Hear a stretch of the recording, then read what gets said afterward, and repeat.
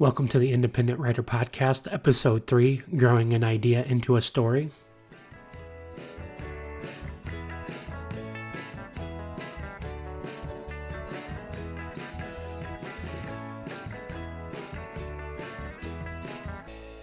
Welcome back to the Independent Writer Podcast. I'm your host, Ryan Medina. Today we're going to talk about growing your idea into a full-blown story. But before we do that, I'd just like to remind you that you can find all kinds of information on my website, www.independentwriterpodcast.com, and you can always reach me on Twitter and Instagram at IndieWriterPod. Today we're going to talk about some ways you can grow your idea into a story. So I have a few things I want to talk about. One is brainstorming your favorite ideas, doing research to add depth to those ideas, and then to create some characters and places for you to put into your idea of a story, and then take that data that you've got so far and refine it into something that you can make into a cohesive story. Once you have all of that information, you can start to put together a basic framework that you want to cover in your story with your characters, your places, your ideas. And once you have all these ideas, then you can start to write your story with everything that you've put together. First, we're going to talk about brainstorming. So when you want to brainstorm your ideas for a story, first thing I like to do is what I call a brain dump of ideas, is to take a piece of paper and just start writing down some ideas of things that I've thought of that would make a good story. And just write them all down. Look at what you got. Maybe an idea will lead to more ideas. The idea is to open up your brain and start talking about ideas for a story. I think we all have big ideas of what could make a good story. So if you start writing them down, you can really see what jumps out at you, what motivates you to write more. And when you have that, you can move into the next idea, which is to write down subjects that you know. And maybe you can combine your brain dump of ideas with things that you know. And it's just a way of using life experience of things to combine it with ideas for your story. And what you can do is take all of this and start to keep a notebook of ideas and subjects and what you want to write about. Then you can really start to develop something that is meaningful and motivational to you, and something that can become a bigger story depending on if you're doing a short story or you're looking to write a novel. You can take that idea and get the information you need to grow it into the size of story that you need. Obviously, if you're writing a short story, you're not going to need as much information as you would to write a full-length novel. But you can work on it and refine your skills of brainstorming ideas and getting together what you want to write about. Once you have an idea of what you want to write about, then sit down and brainstorm some what-if questions. Stephen King always says that a good story is just a what-if situation. And for example, in his book Cujo, about a woman and her son who get trapped in the car by a rabid dog, he came up with that idea saying, well, what would happen if someone got trapped in a car by a rabid animal? What would they do? How would they get out of the situation? What about all these different things? And that's kind of how he develops a story. And, you should have all those what if. If you have a big idea, you should write down what if, because this is going to become the building blocks of what your story becomes, because you will need a bunch of questions and answers of these what ifs, because you want to use these to create the suspense in your story to keep the reader asking themselves, well, what's going to happen next? What's going to happen next? That's what keeps them turning the page and reading your story to the end. You'll definitely want to have a list of what if questions, and you may have a question and answer that actually becomes a story in and of itself, like the example I gave you for Cujo, is asking a question that could have a million answers, but how would you deal with it? And that's where the creative process of writing comes in. Now that you've completed your brain dump of ideas and you have some direction into where you want to take with your story, you're going to need to take your brain dump of ideas and take that idea and grow it some more. And you're going to grow it more by doing research, because research will add depth to the story. It will give you more meat to the story so that you can really add life to the story, because you can tell a story, but you're going to have to breathe life into it and make it into a living, breathing thing, so that as a person reads the story, they feel like they're watching a movie and not reading a page of stuff. Some things you can do is first decide what genre your idea fits in. If your idea is a Western, you're going to want to research what goes into Western. You need horses and probably a sheriff, some bad guys, and look at the common themes that come up in Westerns, because if someone's going to read a Western, they're going to have certain expectations of what's in a Western. Not that you have to always follow that. Rules only go so far, but you don't want to go too far outside the box, because then you're just going to upset your readers. Find out what's common in your genre, be it young adult, new adult, sci-fi, fantasy, and make sure you familiarize yourself with writers and what they do and what readers are expecting in that genre. The next thing you can do is, if you're looking to do something that relates to the world today, you can look at current events in your area or in the world and see if you can relate something from current events to your story. I know personally I was working on a kind of a crime thriller idea, and I was researching some current event stories and came across one that I thought, wow, this would make a really neat story, and maybe someday I'll work on it. But it was an idea. I think the story was something to the effect of a family was murdered, their 12-year-old daughter was missing, and some 23-year-old man was the suspect in the murder kidnapping. And as they investigated, it turned out that the 12-year-old and the 23-year-old had a secret relationship that the parents found out about with. So the girl actually was in on the whole thing of murdering her parents. And I'm like, this sounds like an episode of Law and Order. This is something you could see a book or TV movie about. And really, it's something that happened. I think it was up in Canada where it happened. And it was like, I just stumbled upon it. And right there, I had an idea for a book. So if you think you can write it, you're welcome to that idea. I doubt that I'll turn it into something, but at the time I was doing my research, I was like, I'm going to make note of that. And even to this day, I still think about what could I do with that. So that's where research comes in and adding flavor and depth to your idea. The next thing you can do is read some historical references related to your idea. If you're thinking about doing something set in a certain time period, you're definitely going to want to do research and add characteristics of what went on in that time period. Again, if you're writing a Western set in the 1800s, you're going to want to know what life in the 1800s and in the area that you set your story, because you're going to want to make sure you're historically accurate. Your readers are usually going to be pretty smart, and they're going to pick up on inconsistencies, and it's going to make them upset if they see that you didn't know what you were talking about with your story. So you always have to think your reader is going to be smarter than you and write to a smart reader, because usually they are. The last thing you should probably do for research is research some of the common tropes and themes in your genre. I kind of touched on this already with the sci-fi or the Western.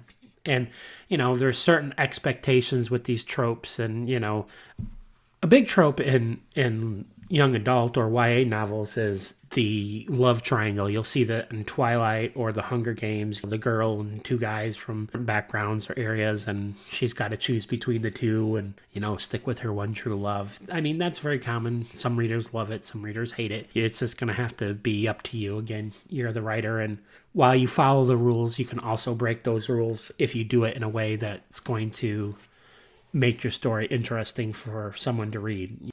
You are the master of your story, but you should also consider your reader as you're writing it, because these are the people who are going to buy and read your stuff. So you're going to want to appeal to them on some level, even though you want to be true to yourself and who you are as a writer. Now that you've done your research to add depth to your story idea, you'll have an idea of what types of people you're going to need in your story. As I said, if you're writing a Western, you're going to need the bad guys, the highwayman, you're going to need the sheriff, you're going to need the bartender at the saloon and that sort of thing. So now that you have that, you need to think of characters and places that your story is going to take place in. So you'll need to think of what sort of characters you're going to need for your particular story. You're going to need your hero or your protagonist. You're going to need your villain, who could be an antagonist, and they could not be an antagonist. They could be a friendly villain that they don't know. It doesn't matter. These are the things you're going to have to decide. So you're going to have to sit down and make a list of characters. And if you're thinking, oh, I don't need that many characters. But if you think of a story like Harry Potter, think about the number of people he ran into in a story. You had Harry, your hero. You had Ron and Hermione, who were sidekicks that each kind of provided different things. Hermione was kind of your encyclopedia of the magical world, where Ron was just his buddy who was a confidant. And then on the other hand, you had your villains, and antagonists. You know, you had your Draco Malfoy, who wasn't really a villain for most of the stories. He was just someone who antagonized Harry. He was a roadblock to getting what he wanted, and always just making life a little bit harder, kind of added flavor to the story. And, you know, he had his sidekicks of Crabbe and Goyle. And then there was the actual villain who you may or may not have known, you know, lots of misdirections as to who the bad guy was and who the bad guy actually was. And those are all things you have to do. So you have to decide who are these people, what are they going to bring to the story, how do they relate to each other, and, you know, start writing down and mapping out all of these relationships and how they fit together, how they're going to help your character or impede your character, because it's all about either they're going to be a help or they're going to be an impediment, and how do they do this. This is, again, adding another layer to your story to give it the body that it needs. Then once you decide what characters you have, then you're going to have to decide what kind of people are they, because people aren't always just purely good. They're always not purely bad. They have nuances, and you're going to have to create these nuances.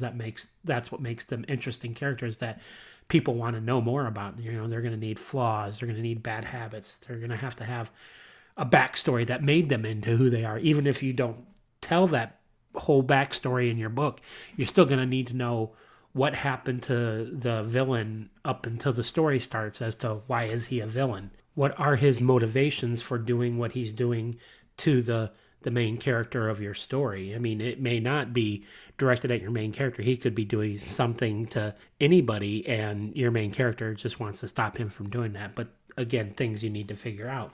But like I said, you need to give your characters flaws and bad habits, because that's what makes them real people. If you're doing a detective story, maybe your detective's a recovering alcoholic, and because of his alcoholism, his marriage failed, his life almost fell apart. He's trying to work his way back into where he was before the drinking got to him, but his job requires him to go into bars where there's drinking. He's forced to face who he is constantly, and those challenges add to the challenges that he's confronting otherwise. And this is things we all face. You may have to deal with people you don't like, but you have to deal with them in a way that's cordial, even though you hate them. And these are things you can add. I mean, think of ways in your own life you have to deal with this, and how your own insecurities play out in situations. So give your characters insecurities. Maybe they don't like talking in large groups. They don't like being in large groups, but they're constantly forced to deal with that. How do they deal with that? And this is, again, what makes your characters real. Once they're real, then you really start to understand who they are and how they're going to proceed through the stories, because you know that in situation X, your character doesn't do well, so put him in that situation. Put him in that situation times 100 and really see how he reacts. And that's how you make for interesting reads, is to take your character and just beat the crap out of them, because that's what's fun to read. If everything was happy and rosy, it would be a boring story and nobody would want to read it. So you're going to have to put them through hell, and when they're in hell, put them in more hell. Eventually your character, through their own devices, will be able to figure their way out of that hell. And that's what people want to see. They want to see that growth, that them to hit their dark place, but eventually fight their way out. Now that you have your characters fleshed out, you're going to need to also decide where your story takes place. Again, depending on the setting of your story, it could be just one place, it could be several places. In the case of like a Harry Potter, most of it starts out in Privet Drive usually, or at the Burrow where Ron's family lives, and then it moves to Hogwarts and takes place all in Hogwarts till the end of school. You need to decide how your character is going to progress and what types of places that they're going to have different events of the story take place, and you're going to need to know about those and write down specifics about the different places. And you could decide they need to be at a library, and what about a library affects your character, what could cause problems for your character, what could cause issues, or maybe it's their happy place and now something bad happens in the library because that's their happy place and now it's not a happy place, and that's going to affect your character's motivations and how they do things. And that's, again, just one more layer to your story. Now that you have a list of character types and places and some basic ideas of who you want your characters to be and sorts of flaws and whatnot. Now you need to pick out which ones really resonate with you and start to flesh them out even more. So you have an idea who you want your hero to be. Now you got to decide, what do they look like? How tall are they? Their eye color, their hair color, what their body type is, and start to just work out what your character looks like. Start adding some dimensions to them. Decide what sort of clothes they're going to wear. Even describe what their wardrobe would look like for the day, and if they were going out, or if they were going to work, or if they were just hanging out at home, or they just going to spend all day in their pajamas, or the type of person who's going to get dressed no matter what they do. These are the types of things you want to know about your character, because that's going to affect your story and how they handle situations in their story. Once you have that, you're going to want to do your best inner 2-year-old and ask lots of questions. Why, who, where, when, how much, and decide different questions for your character and every little thing you can think about that you would want to know about them, and ask why, ask what, ask who, who hurt them the most, why did they hurt them, where did they hurt them, what's their relationship to their sidekick characters, what's their relationship to the villain or the antagonist of the story. You need to know all these different things so that you can have them in the back of your mind as you're writing the story. You can look at your characters before you write something about them and remember, oh yeah, this one thing happened because the villain did this when they were kids growing up together. That's why they're a villain. As you develop all these little things for each of your characters, you'll want to put more time into the characters that get the most time in your book, your hero, people who are going to show up on the most pages. If it's just the bartender at the saloon you only see a couple times, you don't need to know much more than what he looks like and how he talks and maybe a couple little things, because he isn't a major character. He's just there for a couple things, and you don't want to spend too much time on someone who only gets 2 or 3 pages worth of time in your whole big story. So you'll need to decide the level of involvement of the character in your story and flesh them out appropriately.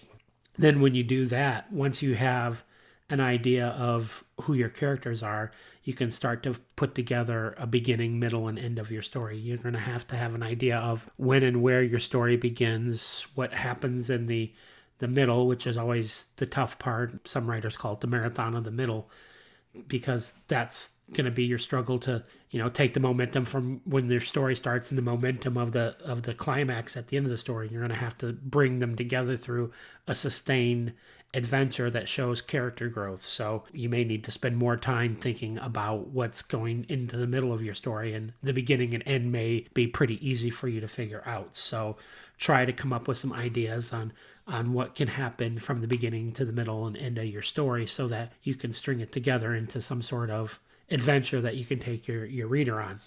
Other things you need to weave into that is you need to think of some plot twists to weave into your story, because part of writing is always subverting the expectations of your reader.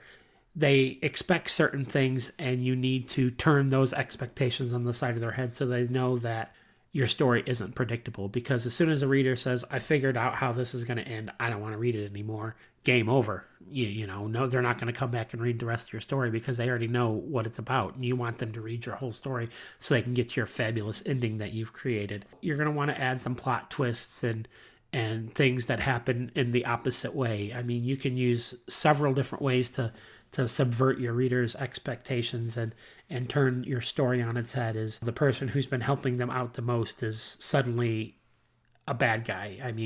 If you think of something like the Da Vinci Code, when Robert Langdon goes to see Lee Teabing, he's the Grail expert and he's helping them out. Well, it turns out he's actually the villain. Here's the guy who's helping him out to a certain point and helping him into his adventure, and then suddenly he's the bad guy, when all along you're left believing that the bad guy is other people. That's the type of thing you want to weave into your story, is you want to steer them in a certain direction, knowing all along that that's just what they call a red herring. That's just false villain that your character doesn't understand that they're who the real villain is. Then that's the process your character needs to go through, is they're going to spend so much time focusing on it. And again, think of Harry Potter, think of the Sorcerer's Stone. The whole story, the whole book, Harry, Ron, and Hermione think Snape's the bad guy. He's the one that's trying to get the Philosopher's Stone. If you're British, I threw that out there for you. Or the Sorcerer's Stone. So the majority of the story, you have Harry, Ron, and Hermione focused on catching Snape and stopping him from doing bad things, when in reality, it's Professor Quirrell who's the bad guy who's trying to bring Voldemort back. And that's kind of the big surprise ending is the meek, mild teacher who's a little odd is actually really the bad guy who's been doing bad things, and Snape all along trying to save Harry and prevent bad things from happening to the school, even though he's still a jerk. He's still sort of a good guy. And that's ways you can subvert your reader's expectations by portraying a character a certain way. And then in the end, while they may not change who they are because they are who they are and they're not, their purpose in the story is not to grow, it's just to be who they are. But you also find out there's more to them than you thought. And that's a good thing. You want your readers to be surprised by those sort of things. Now that you have everything put together, the last thing you really should do is to take all of your data, your research, your characters, your plot twists, your story, beginning, middle, and end, and start to compile everything into a single cohesive idea of, here's my story, here's what I want it to be about, here's some of the things I want to happen in it, here's the characters I want to take place, and just start putting it together into something. And once you have all that together, you can move on to creating a framework for your story. One of the things I like to do is to create a story binder of all my data. So if you have a bunch of different pieces of paper of things are written down and you haven't been keeping it into a notebook, you can start to create a story binder. Maybe it's just another notebook where you start to really put things together. It could be a 3-ring binder, as I've talked about before, and put all of your ideas into one little story Bible of, here's all the things that are going to take place.